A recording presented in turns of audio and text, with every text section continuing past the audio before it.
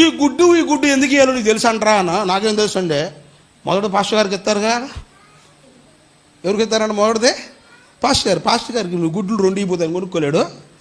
ఏమండే పాస్టర్ గారికి నువ్వు ఇచ్చే 2 గుడ్లు కావాలి, లేకపోతే మీరు ఇన్ని గుప్పుడు వేసుకొచ్చే బియ్యం కావాలి.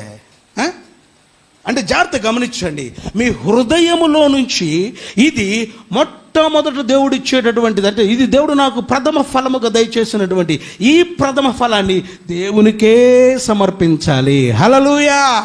ఎప్పుడైతే నువ్వు దేవునికి సమర్పించావో, ఎప్పుడైతే దేవుని దగ్గరికి నువ్వు తీసుకొచ్చావో, ఎప్పుడైతే దేవుని పాదాల దగ్గరికి నువ్వు పెట్టావో, ఇదిగో ఈ ఒక్క పూటకే నాకు నా కొడుకులకు ఉంది, ఈ ఒక్క పూట దాగితే మేము తిని చనిపోవాలి అనుకున్న కుటుంబం, ఇదిగో మళ్ళీ దేవుడు వర్షము కురిపించేంత వరకు వాళ్ళ గిన్నెలో ఉన్న పిండి తక్కువ కాలేదంట, వాళ్ళ కొట్టులో ఉన్న నూనె తక్కువ కాలేదు. హల్లెలూయా.